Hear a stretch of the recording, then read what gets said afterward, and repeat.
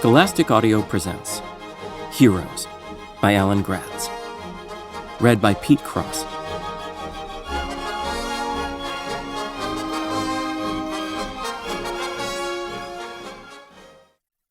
"What madness is this?"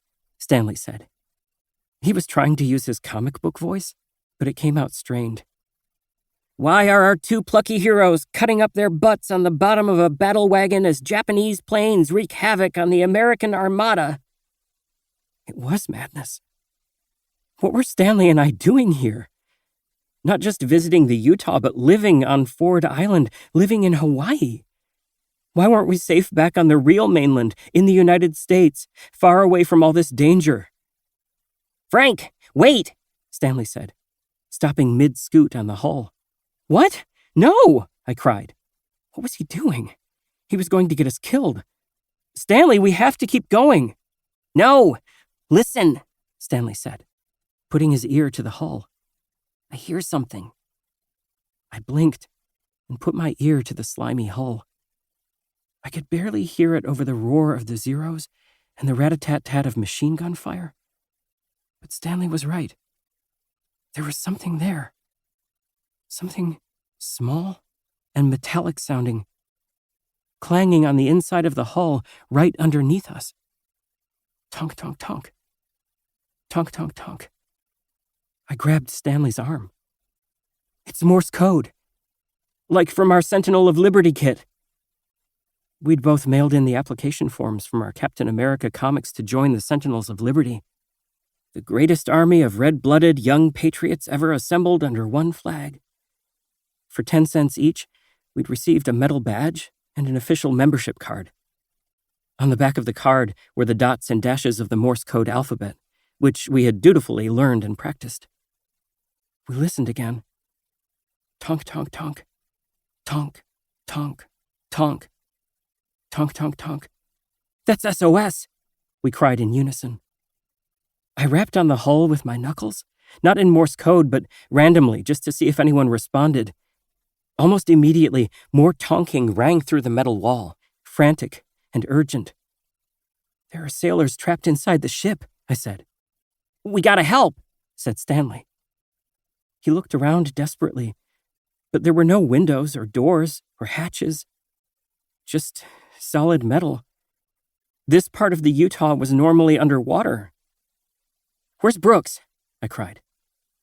I searched for him in the smoke and chaos, but couldn't see him. The frenzied tapping from inside continued, and Stanley and I looked at each other helplessly. We would need the strength of Captain America himself to get through that hull. "Stanley, we have to leave them," I said sadly. "No. There has to be something," Stanley said. An explosion threw a tower of water into the air that splashed down and drenched us. I grabbed Stanley by the shirt and pulled. "We have to go," I told him. "There's nothing we can do." Stanley finally relented and let me drag him away.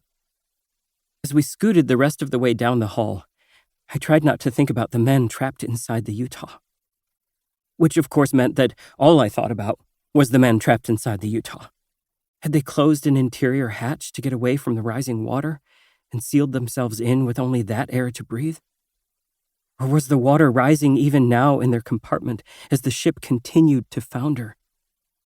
I imagined the sheer terror of being in a tiny room as water flooded in, treading water as the air got thinner, the walls, the water, closing in, nowhere to go, no air to breathe. Grasping for a screwdriver, a wrench, anything, and banging desperately on the hull in the hope that someone might hear me. And then a response. 2 boys, sliding down the hull outside, hearing and knocking back. And then, nothing. They're gone again. And the water is rising. And the hull is getting closer. And no one is coming to save me. "Frank!" Stanley cried. "Frank, jump!"